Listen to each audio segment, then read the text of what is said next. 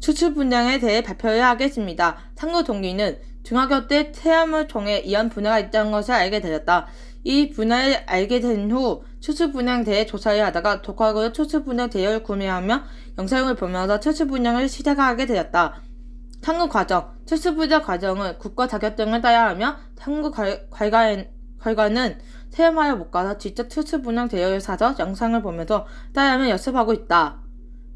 느끼점은 그동안 내가 한 추출 분량은 내 자신한테만 했었는데 이어 분야의 생소한 사람들에게 직접 체험하고 싶다.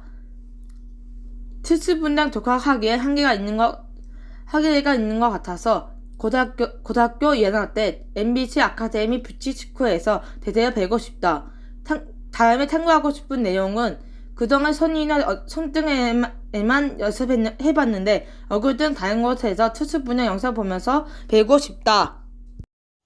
장인성의 음향 입문이란 책을 읽은 후 음향이란 분야를 더 배워보고 싶다는 생각이 들었고 녹음에 대해 설명된 부분을 가장 관심 있게 읽어 녹음 방식에 대해 탐구하게 되었다.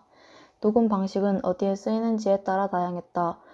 여러 녹음 방식 중에서 라이브 스테레오 녹음, 라이브 믹스 녹음, 멀티트랙 녹음에 대해 찾아보았다. 라이브 스테레오 녹음은 마이크폰을 혹은 동일한 두 개의 마이크로폰으로 앙상블 전체를 녹음하는 시스템인데 믹서를 경유하지 않고 바로 녹음을 해서 믹서 과정이 빠져 믹서 과정에서 발생하는 잡음이 최소화되는 방식의 녹음이었다.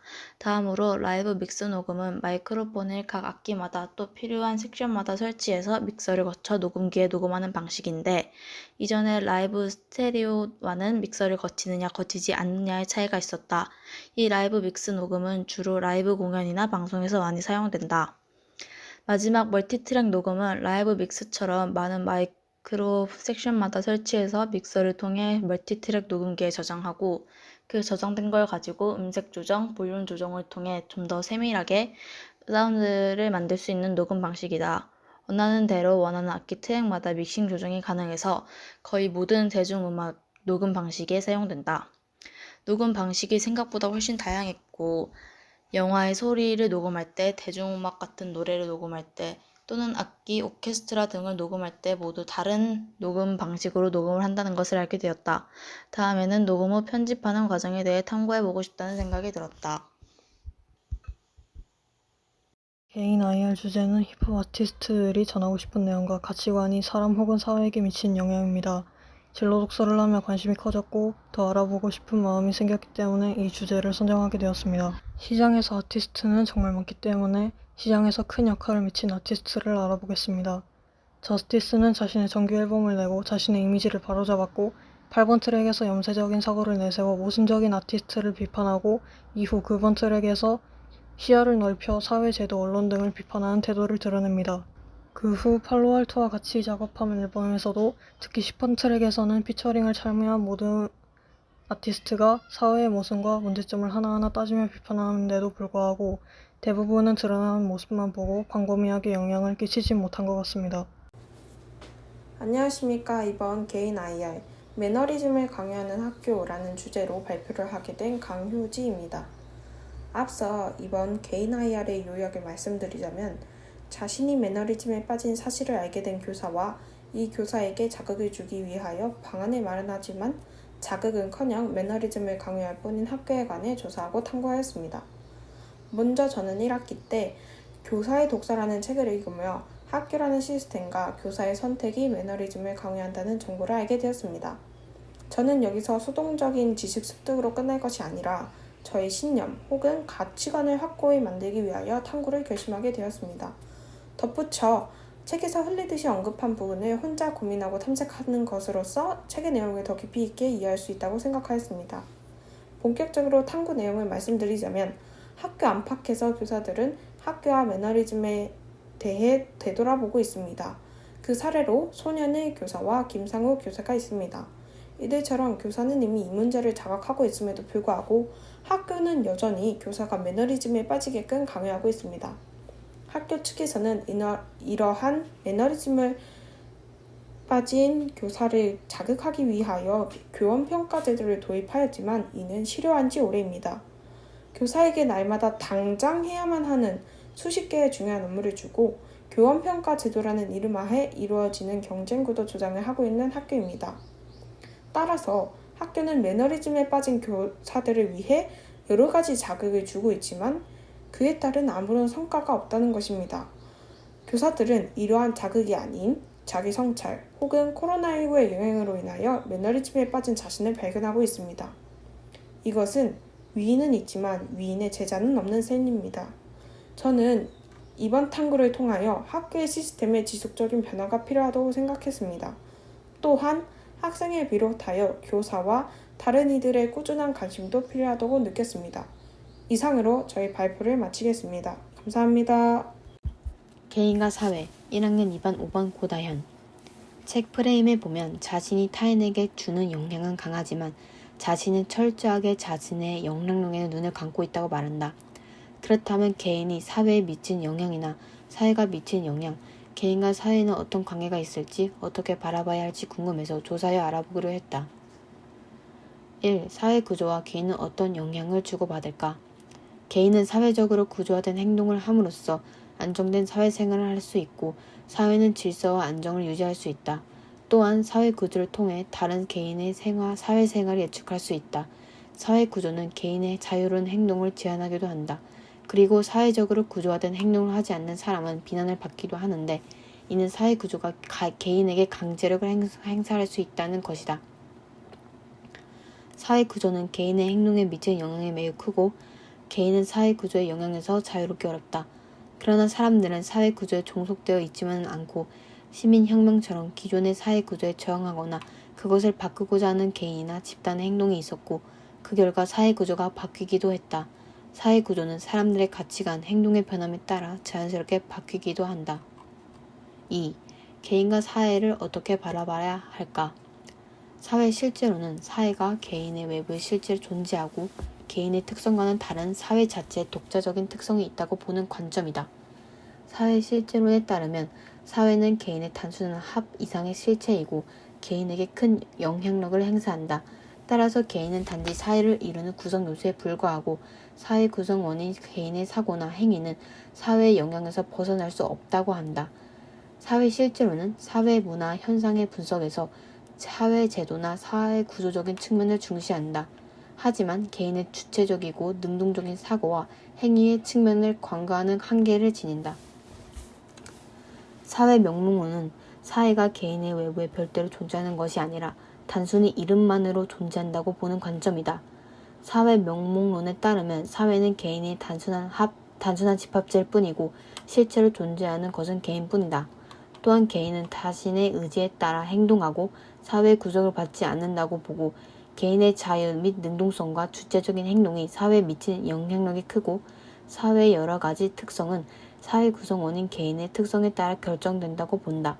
또한 사회는 개인의 행복과 자유를 추구하기 위한 단순한 수단일 뿐이라고 주장한다. 사회 명목론은 사회 문화 현상의 분석에서 개인의 의식과 정서, 심리 상태, 행동 등을 중요시한다. 따라서 사회 명목론은 개인은 사회를 변화시키는 능동적인 존재로 본다. 하지만 개인의 행위에 관한 사회 구조나 사회 제도의 영향력을 무시하는 한계를 지닌다. 이처럼 개인과 사회를 바라보는 두 가지 관점이 있는데 어느 한쪽으로 치우치면 사회 문제 같은 걸 해결할 때 어려움을 겪는다.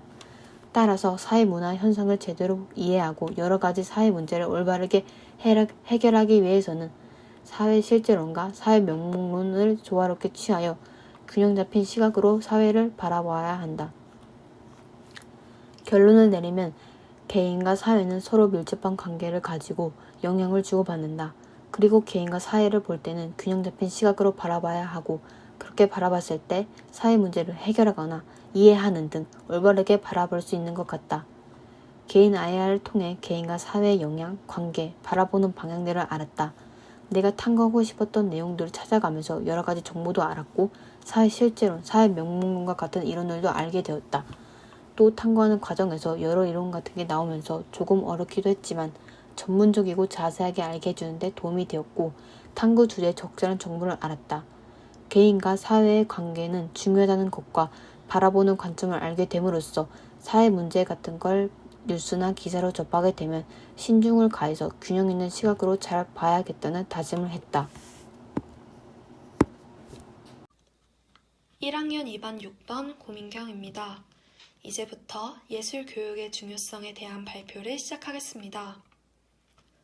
최근 미술과 영어를 접목하거나 음악과 체육을 접목하는 등 예술과 타 학문을 결합시켜 교육하는 방식이 학부모들 사이에서 큰 인기를 얻고 있는 것을 보았습니다. 이에 대해 이러한 새로운 교육 방식이 나타나게 된 계기가 궁금해졌고, 예술이 접목된 교육으로 학생이 얻을 수 있는 효과는 과연 무엇인지 또한 의문이 들어 예술 교육의 중요성을 탐구하게 되었습니다. 최근 추진되고 있는 스팀 교육 체제에 예술 교육이 중점적으로 포함되어 있다는 점이 흥미로워 스팀 교육을 중심으로 이상적인 교육 체제에서 예술의 역할에 대해 탐구하고자 교육 논문을 정독하였습니다.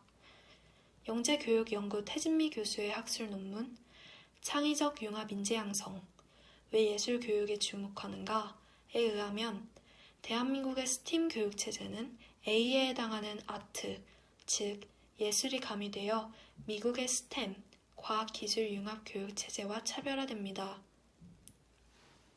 그런데 여기서 A란 단순 예술 작품의 산출에만 중점을 둔 개념이 아닙니다. 스팀의 A란 STS, Science, Technology, Society가 압축된 개념입니다. 즉, Society에 해당되는 사회가 확장된 개념으로 해석된다는 것입니다. STEM에 해당하는 과학기술공학이 A에 해당하는 사회 시스템과 상호작용할 때 이러한 교육체제가 그 가치를 지니므로 스팀 체제에서의 예술교육이란 인문사회 분야의 교육 및 사회 시스템과의 연결을 포함합니다. 이뿐만이 아닙니다. 스팀 교육의 피라미드 모형 제작자이자 스팀 교육학자인 야크먼은 스팀에서의 A는 순수, 언어, 자유, 운동, 육체를 사용하는 예술 전반을 일컬으며 이외에도 교육, 역사, 철학, 정치, 심리학, 사회, 신학 등까지도 포함하는 교양 학문을 의미한다고 했습니다. 따라서 효과적인 예술교육은 그저 예술에만 국한되는 것이 아닌 광범위의 다양한 분야를 교육시킴으로써 스템 교육에서 결핍되었던 인문사회적 교양을 보충할 수 있게 해줍니다. 또한 25,000명을 상대로 장기적인 관찰을 하는 국가교육추적교사였던 Champions of Change 에서는 학업 능력과 예술 교육 사이의 상관관계를 확인할 수 있었습니다. 예술 교육이 치유적 효과를 발휘하여 학생으로 하여금 주도적이고 창조적인 지도자로 성공할 수 있게 하는 학급 분위기를 형성하는 것입니다. 예술 교육은 그 학문적 가치로만이 아닌 학생들의 인문사회적 통찰력을 기르고 학생들에게 사회와 소통하는 방법을 가르칠 수 있는 가장 효과적인 수단으로도 작용합니다. 미래의 세상을 이끌 훌륭한 지도자들을 양성하기 위하여 예술은 선택적인 사치가 아닌 필수 교육이 되어야 합니다. 제가 탐구한 논문은 예술과 사회 간의 연결을 중요시하고 있었습니다.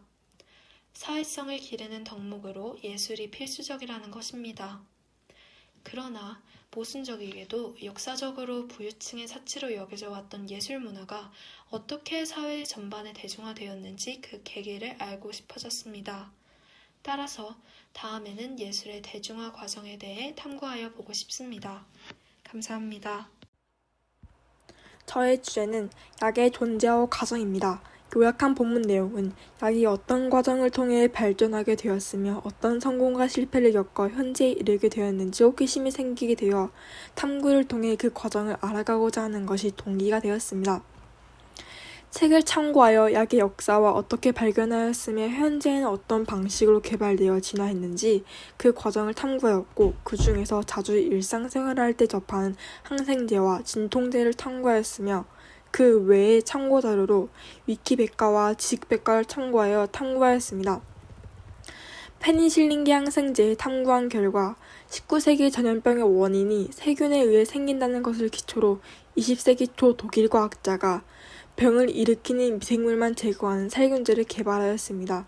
이후 영국의 과학자가 푸른 곰팡이가 항균 물질인 페니실륨 노타툼이라는 것을 밝혔고, 영국의 여성 과학자 도로시 호지키는 페니실린의 분자 구조를 밝혀 페니실린을 이용한 항생제가 개발되어 페니실린의 위대한 업적을 달성하였습니다. 실생활에서 페니실린 항생제는 인체에 침입한 세균에 작용하여 감염을 치료하는 효과가 나타납니다. 그 예로 감기, 편도염, 기관지염, 중이염 등이 있습니다. 페니실린계 항생제의 종류 중 실생활에서 빈번히 사용되는 베타락타마제 억제제 복합제는 베타락타마제에 의한 내성을 극복하기 위해 베타락타마제 억제제가 복합되어 사용되기도 하며 항롱록균 페니실린은 항생제들에 대한 저항성이 광범위하게 개발되어 강력한 항균작용과 넓은 범위를 가져 사용도가 높습니다. 진통제 중 아스피린에 대해 탐구한 결과 19세기 후반 화학자 피리아는 버드나무 껍질에서 주성분인 살리신을 분리 및 변형시켜 아스피린을 개발하였습니다. 20세기 영국 양리학자 존 베이는 아스피린이 통증과 염증을 일으키는 프로스타글란딘의 합성을 막는다는 것과 소량 장기 복용하면 혈관계 질병을 예방할 수 있고 항암 효과가 밝혀져 암을 예방하는 효과가 나타나는 것을 알아냈습니다. 아스피린은 진통제로 개발되었지만 심혈관계 예방과 항암 효과가 있는 약으로 오랜 세월을 거쳐 진화해 왔습니다. 함량에 따라 실생활 활용 방법이 다르며 해열, 진통, 소염작용이 있어 성인의 경우 1회 0.5에서 1.5g씩 1일 2에서 3회 복용하며 혈전 예방 목적으로는 성인의 경우 100mg 또는 81mg, 75mg을 하루 한 번 복용하는 것입니다. 탐구를 하면서 의학의 존재와 근거를 참고하여 탐구해보고 싶었는데 참고할 내용이 부족했던 것과 다른 무언가로 보완하여 둘을 대조하지 못한 것이 아쉬웠습니다. 또한 비타민 B에 대해서도 탐구를 해보고 싶었는데 과정이 몇몇 개만 나온 것이 아쉬워서 만약 8가지 비타민 B의 실험 과정을 다 알 수 있었다면 비타민 B의 복합제와 같이 보며 복합제는 비타민 B에 어떤 성분들이 모여 효능을 보는지 탐구할 수 있을 것이라 생각하였기 때문에 만약 다음에 탐구해 볼 수 있는 기회가 된다면 비타민 B에 대해 제대로 탐구해 보고 싶습니다. 안녕하세요. 우주의 미래를 알려줄 중요한 단서, 암흑물질과 에너지, 개인 IR 발표를 시작하겠습니다. 우선 저는 진로 독서 활동을 통해 우리는 모두 별에서 왔다 라는 책을 읽고 암흑에너지에 대해 조사하였습니다. 먼저 암흑물질과 에너지는 존재 여부조차 논란이 많습니다. 그래도 있다고 가정하여 탐구하였습니다. 암흑물질과 암흑에너지의 암흑은 어두운 이란 뜻도 있지만 알 수 없는 이란 뜻이 더 크게 작용되고 있습니다. 암흑물질을 예를 들어 정리하자면 은하의 전체 질량이 1이라고 알고 있었는데 별들의 속도와 궤적을 통해 계산한 결과 은하의 전체 질량이 6이라고 하니 이 오류를 바로잡기 위해 5라는 암흑물질의 질량을 만든 것입니다. 이 가설을 우주상수라고도 하는데요. 이 가설이 오류임을 증명하기 위해 많은 연구가 있었으나 아직은 암흑물질이 존재한다는 가설이 더 신빙성 있다고 합니다. 다음, 암흑에너지의 존재 증거는 팽창하고 있다에 있습니다. 우리는 허블 등 많은 관측과 연구 덕분에 우주가 팽창한다는 사실을 알고 있습니다. 이 팽창은 우주가 처음 생겨날 때 폭발했던 에너지가 모든 물질을 밀어낸 결과라고 생각했습니다. 이 이론대로라면 우주는 어느 순간 팽창을 멈추고 한 점이 될 때까지 수축하는 게 정상입니다. 하지만 알 수 없는 정체불명의 에너지, 즉 암흑에너지가 우주에 있는 은하들을 서로 멀어지게 합니다. WMAP이 관측한 우주 배경 복사를 근거로 추측되는 비율은 고작 5%만이 일반 물질이고 27% 암흑물질, 68%가 암흑에너지입니다. 여기서 일반 물질이 고작 5%라는 사실에 세상이 정말 넓고 우리가 알지 못하는 사실이 많음을 깨닫습니다. 코로나가 하루빨리 종식되어 여러 천문학자들이 머리를 맞대어 우리가 알지 못하는 우주의 남은 세계들을 밝히는 날이 왔으면 좋겠습니다. 이상 1학년 2반 8번 고지연의 개인 IR 발표였습니다.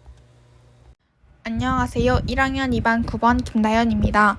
지금부터 개인 IR 발표를 시작하겠습니다. 저의 개인 IR 발표 주제는 DNA의 발견 과정과 DNA, RNA의 구조와 기능입니다.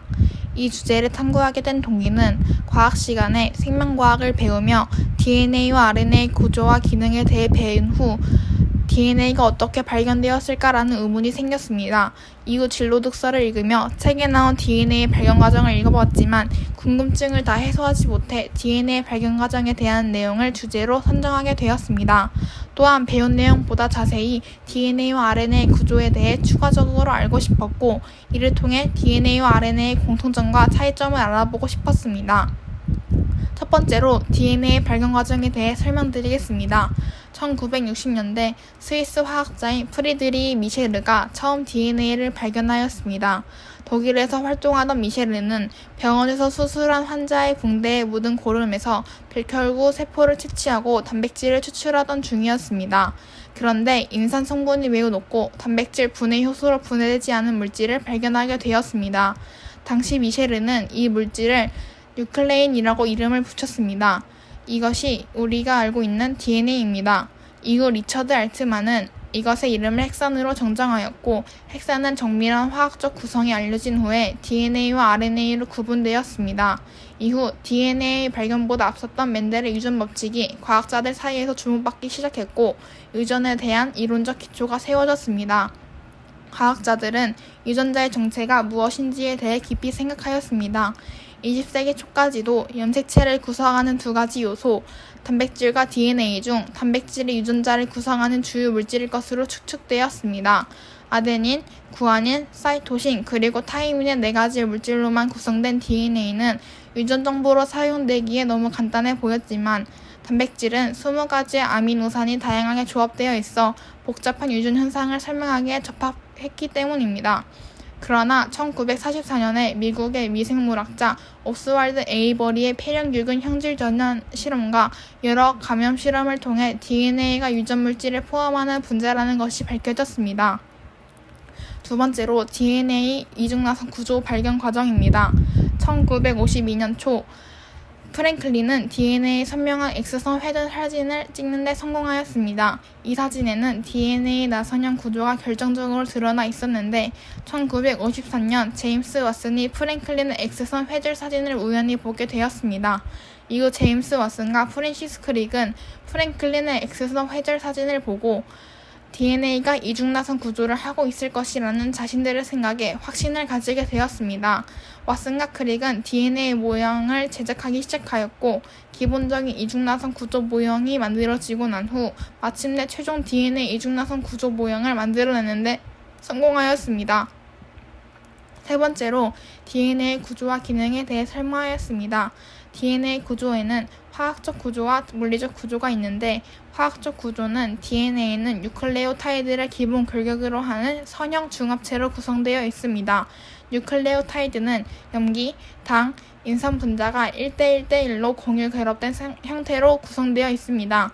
DNA 당은 5탄당인 디옥시리보스이며 DNA는 아데닌, 구아닌, 사이토신, 타이민을 가지고 있습니다. 여기서 아데닌과 구아닌은 피린 염기이며 사이토신과 타이민은 피리미딘 염기에 해당합니다. 물리적 구조는 DNA는 두 뉴클레오타이드 선형 중합체 사슬이 반대 방향으로 뻗어나가며 공통의 축 둘레를 오른쪽으로 감으며 이중나선 구조를 형성합니다. 이중나선에서 염기는 나선의 안쪽에 있고 인산과 디옥시리보스는 바깥쪽에 위치합니다. 염기들은 염기쌍을 형성할 수 있는데, 아데닌은 타이민과 결합하고 구아닌은 사이토신과 각각 염기쌍을 만듭니다. 아데닌과 타이민의 결합은 2개의 수소 결합으로, 구아닌과 사이토신의 염기쌍은 3개의 수소 결합으로 결합해 있습니다. 이중나선에서 회전은 약 10개의 염기쌍마다 한 번씩 일어나고, DNA 이중나선 구조에서는 큰 고랑과 작은 고랑을 볼 수 있는데, 큰 고랑은 작은 고랑보다 더 넓고 더 깊습니다. DNA 기능에 대해 설명하겠습니다. DNA에는 생물의 유전 정보가 담겨 있고, DNA 정보는 여러 단계를 거쳐 가공되고 처리되어 최종 결과물 생성에 관여하게 됩니다. 따라서 DNA의 기능은 두 가지로 정리할 수 있습니다. 첫째, DNA는 스스로를 복제합니다. 둘째, DNA는 유전 정보를 보관합니다.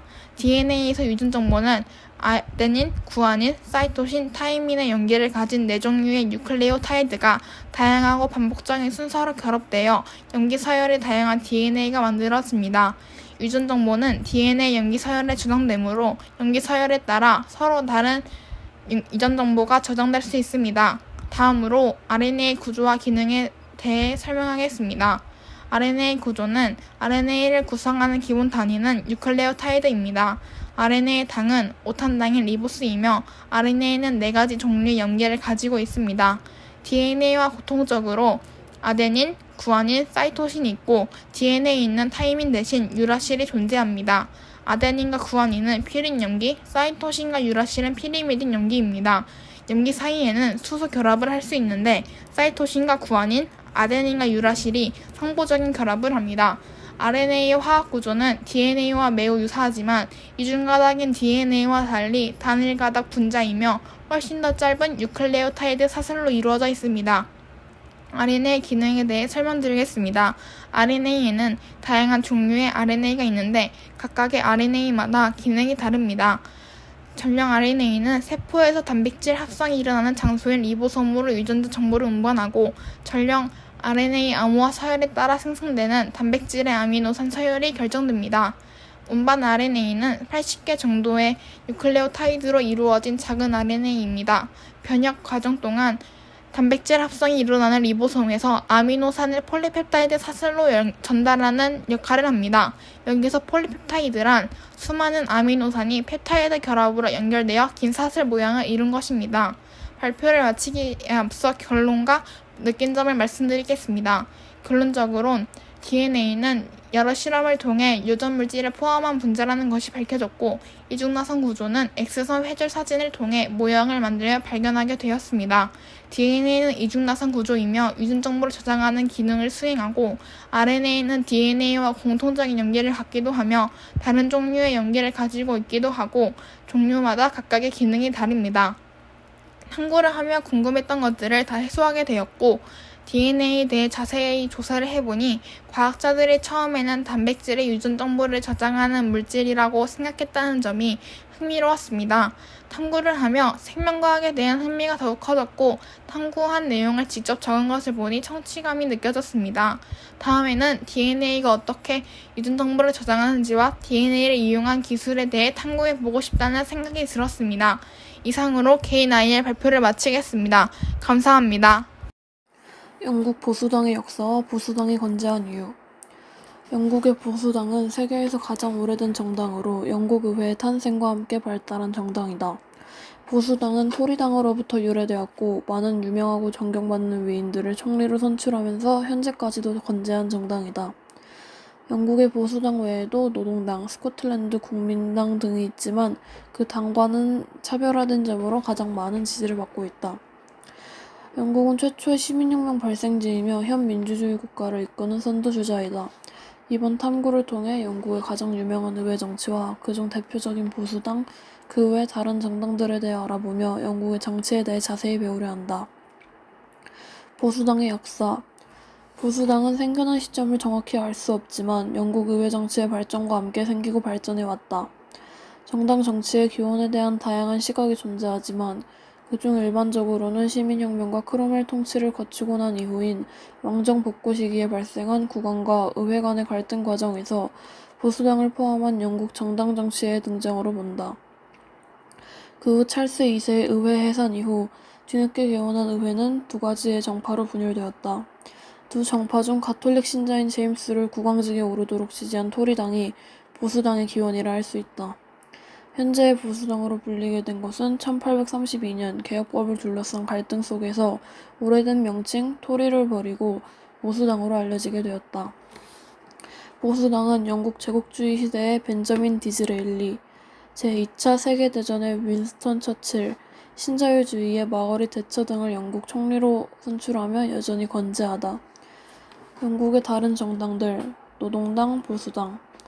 영국의 의회엔 보수당 이외에도 노동당, 스코틀랜드 국민당, 민주당, 민주연합당 등의 정당들이 있다. 노동당은 보수당과 함께 2대 정당들 중 하나이며 영국의 중도좌파 정당으로 사회민주주의와 민주사회주의를 지향한다. 스코틀랜드 국민당은 스코틀랜드의 독립을 주장하고 사회민주주의를 지향하는 중도좌파 정당이다.